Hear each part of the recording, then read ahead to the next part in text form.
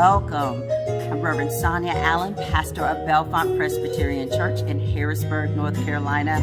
And thank you all again for joining us in worship today. We look forward to having a wonderful spirited time in the name of the Lord, and just grateful that you're here worshiping with us. I hope you have a great day. Enjoy the worship service, and to God be the glory. Amen.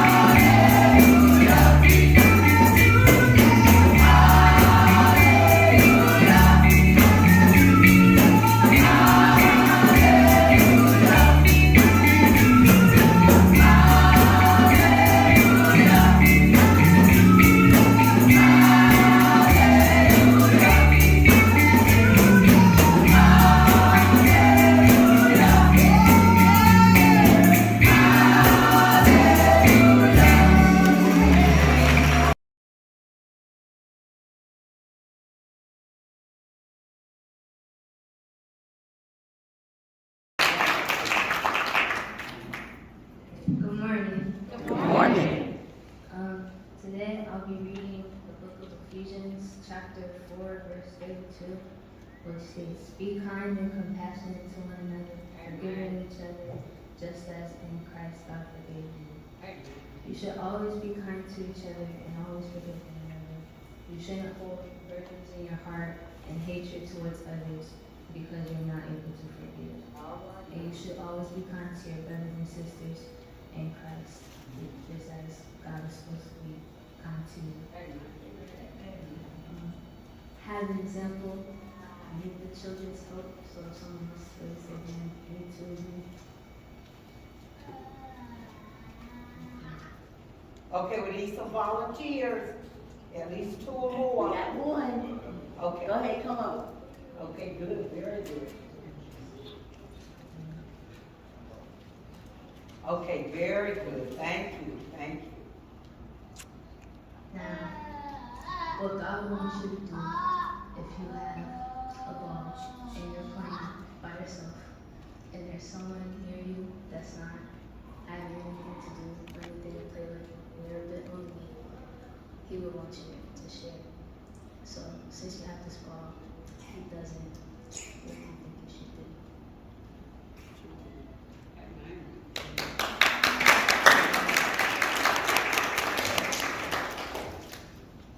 This is an example of how God wants you to be kind to your brothers and sisters in Christ. And a part of that is that sharing is caring. And that's what the Lord wants you to do.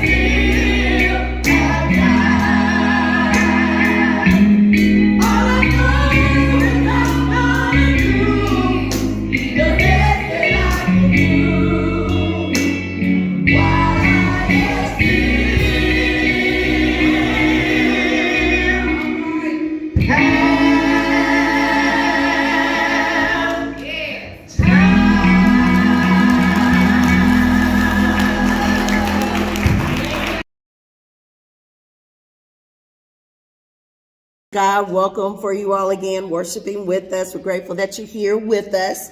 Our lesson today is going to come to us from Psalm 85. I'm going to try not to knock the microphone nor my water down. Amen. Psalm 85. For all who are able, I'm going to ask that you stand for the reading of God's holy word. That also means you all out there as well.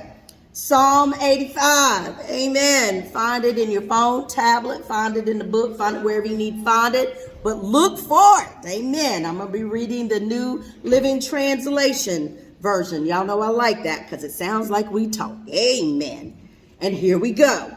Lord, you poured out blessings on your land. You restored the fortunes of Israel. Verse 2, you forgave the guilt of your people. Yes, you covered all of their sins. Verse 3, you held back your fury. You kept back your blazing anger. Verse 4, now restore us again. O God of our salvation, put aside your anger against us once more. Verse 5, will you be angry with us always? Will you prolong your wrath to us all generations? Verse 6, won't you revive us again so your people can rejoice in you? Verse 7, show us your unfailing love, O Lord, and grant us your salvation.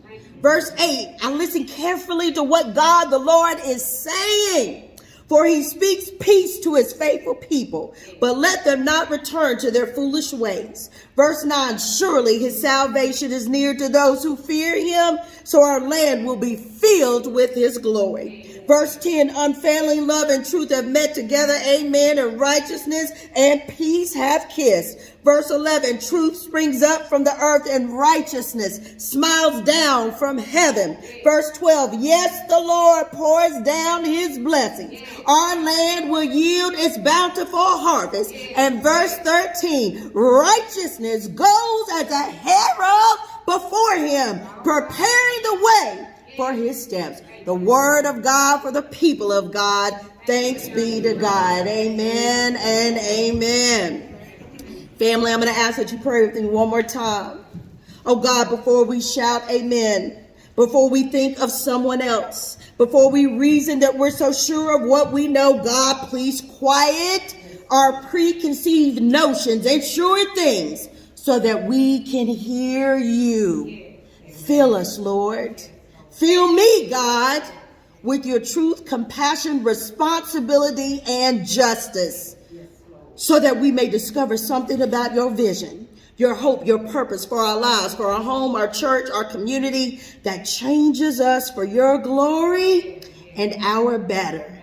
In Jesus' holy name, amen, amen, amen. It's hard to believe, y'all, but summer is almost over. Woo! And if you like me, then you feel like it's happened way too fast. And then this week, so much loss in our entertainment world. If I'm being honest, I'm still a bit shook over Malcolm Jamal Warner. And truth be told, no matter what's been going on in the world, my personal world has been rocked. It's been a tough summer. Real talk, I've been in my feelings. It was like it was too much at times. And then I even asked, amen, just like Miss B said earlier today, Lord, when will it end? Why me? Oh my gosh, what's going on? And I know that I'm not alone, because some of us have been carrying heavy loads, and not just this summer, but for some time. We carry the loss of loved ones. We carry the loss of stability. We carry the loss of peace of mind. Some of us have been wrestling with trials that have stretched you thin, and still others, especially our youth and young adults, are still searching for their identity, searching for genuine connection, searching for purpose in a world that often feels too loud to hear God's voice. And thanks be to God that Psalm 85 reminds us that restoration is not only possible, but it's promised from God. Amen. If you listen, then you'll know that I pray every week for the restorative power of Jesus Christ, because our God will restore us all to God's glory and even to our benefit. So we're going to let the word bless us today, y'all. Here again, verse 1. Lord, you pointed out blessings on your land. You restored the fortune of Israel.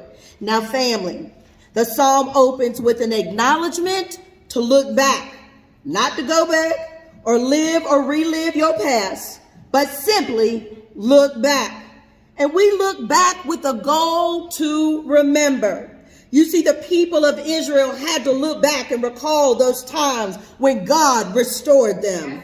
Look back and recall when the people were in captivity. They were in a drought. They were in despair. But guess what? They may have found themselves in those difficult places, but God did not leave them there. God didn't leave them in their mess. God didn't leave them with guilt and shame. God didn't leave them angry. And God did not leave them without a plan forward. No, God turned things around. And if God did it for them, surely God will do it for you. So family, today is your day to look back and recall when you were in that dark place, when you were fed up. Recall the time that you were left with limited choices and options. Call it up. When did they did you wrong and there was nothing that you could do? But remember the time as you take a beat to look where you are today. For you are sitting here today because God turned things around in your life. Have mercy. God turned it around for you.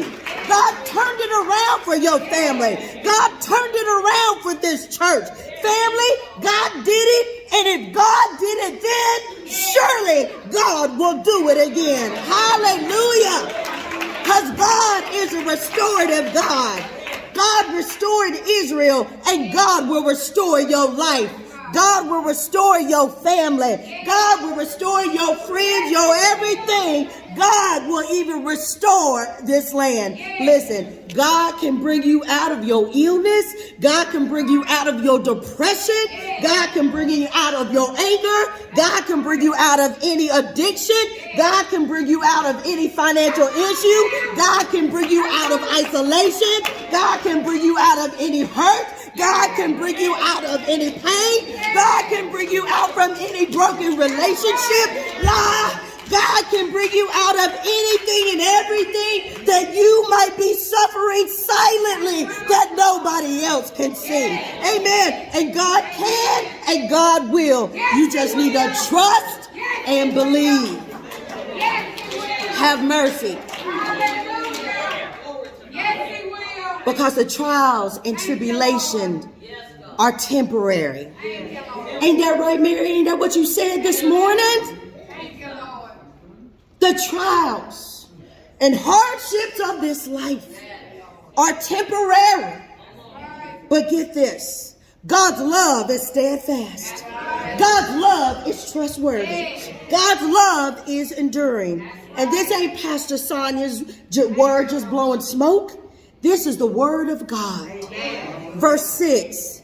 Won't you revive us again so your people can rejoice in you?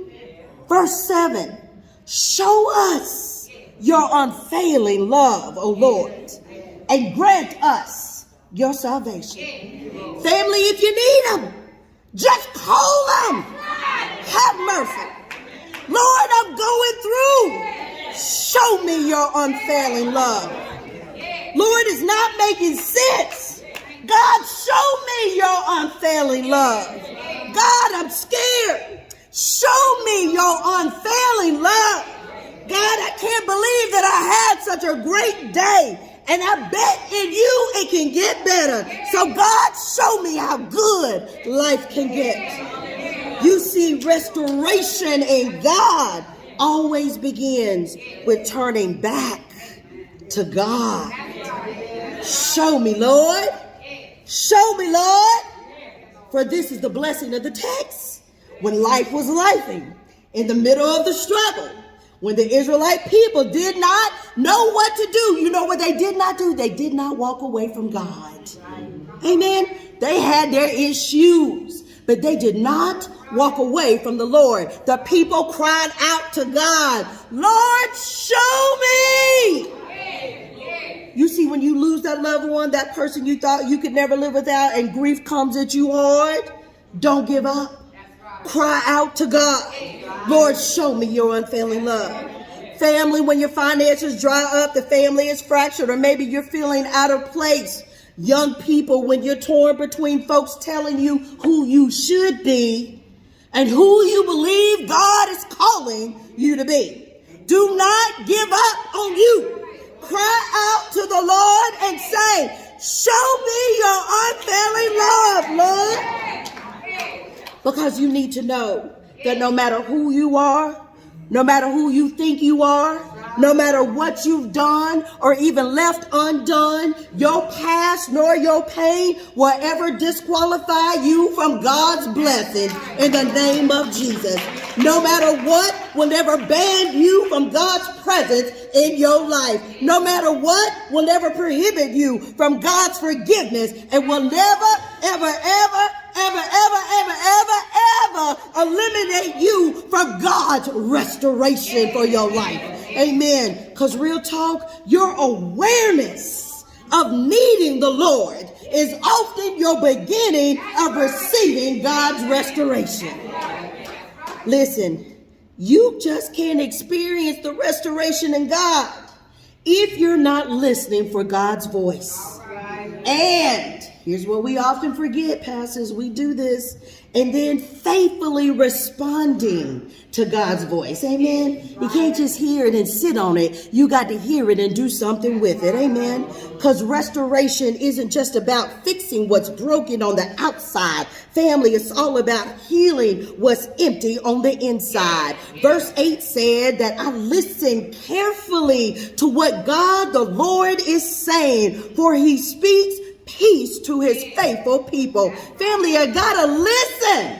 You gotta listen to what God is speaking to your life. You gotta listen to what God is speaking to your situation. Because when you get hemmed up and you're hurting, God says, I see you. When you are grieved, God says, I'm with you. Or when you find yourself confused, God said, I made you with a purpose. I made you for a purpose. You need to listen to me. God doesn't just patch up old wounds. God makes things brand new. Hallelujah. The word said in Isaiah 43:19, for I'm about to do something new. See, I have already begun. Don't you see it? I will make a pathway through the wilderness. I will create rivers in the dry wasteland. And family, that's just not in the world. That's even in your life. And then in Revelations 21:5, then the one sitting on the throne said, look, I am making everything new. And then he said to me, write this down, for what I tell you is trustworthy and true. Some of y'all missing the blessings of the Lord because you're not writing it down. Amen. You're not texting it to yourself. Amen. Don't miss how God is speaking to you, fam, because God is talking. God is always talking, and God is talking the good talk.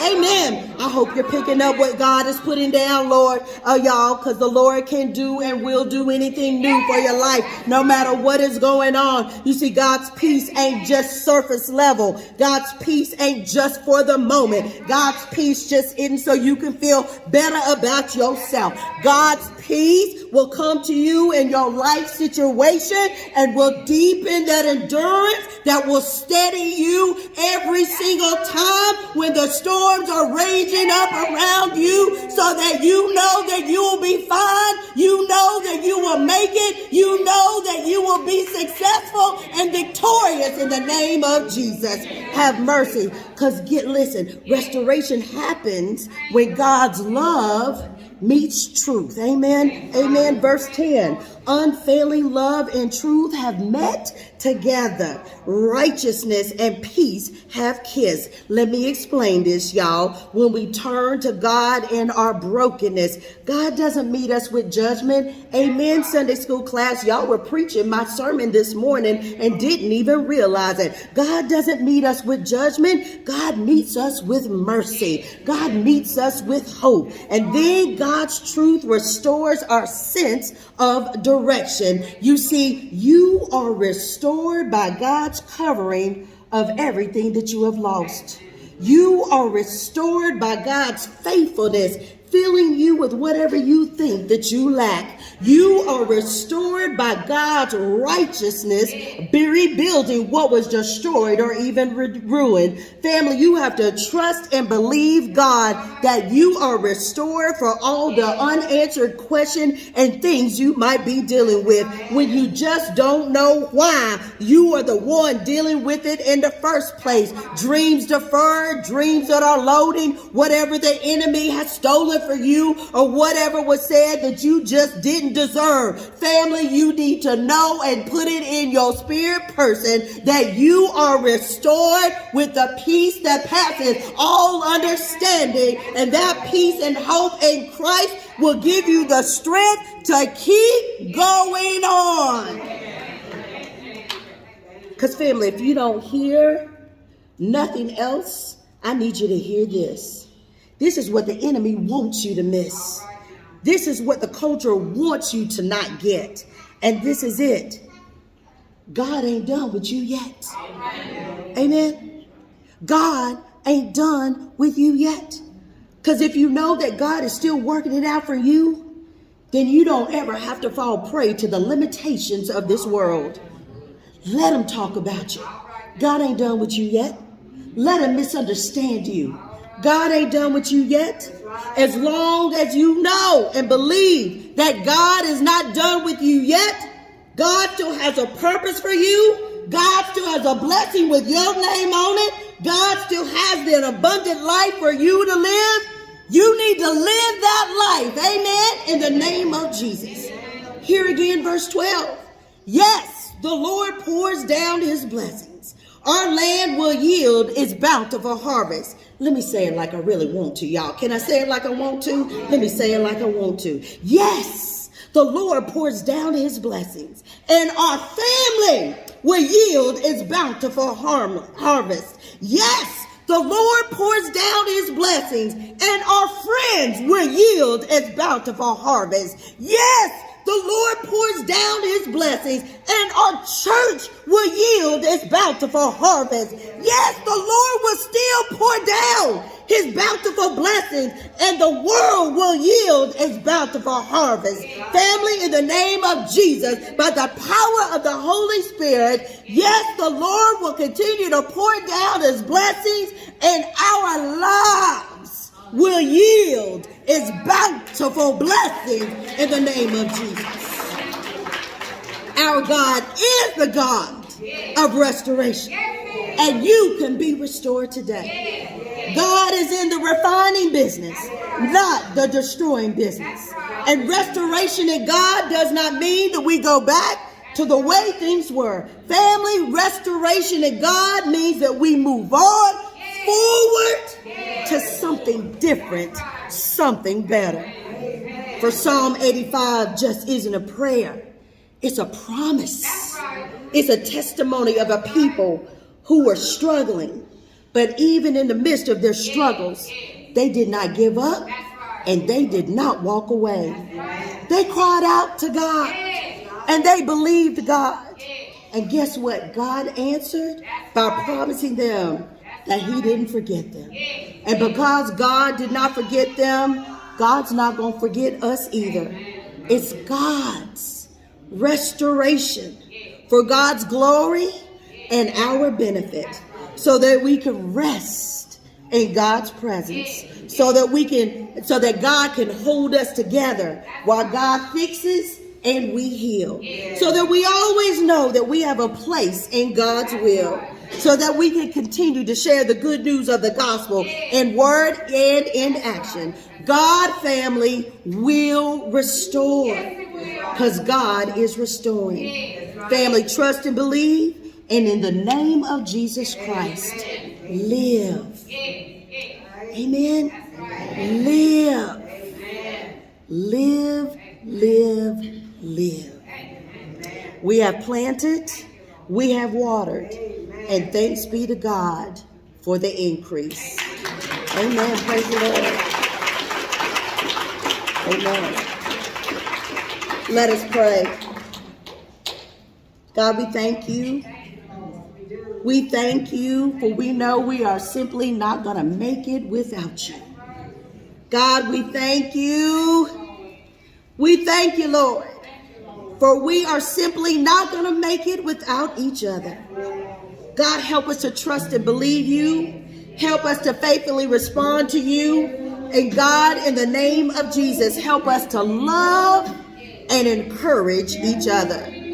And God, if there is someone who doesn't know you as Lord and Savior for their lives, oh God, let them know, oh God, reveal yourself to them. Let them know that they are having an encounter with you, oh God. And that this encounter is the gift of salvation, oh God. By believing and accepting that you died for our sins and rose again, emerging as the risen Savior. And Lord, by faith and faith alone, we give you all control over our lives. For Lord, we just want to say thank you once again. Thank you, Lord. And we love you, Lord. And in the name of the one who rescues all, in the name of the one who redeems all, in the name of the one who revives all, and Lord, in the name of Jesus, the restorative power that is found simply by saying Jesus, Jesus. Thank you. Thank you. Thank you, Lord. The restorative power found in your name. We lift it all to you, our Savior, Redeemer, best friend, eldest brother. God, in the name of Jesus, by the power of the Holy Spirit, we give it all to you, Lord. We give it all to you. Thank you, thank you, thank you, thank you. In your name we pray. Amen and amen. Amen.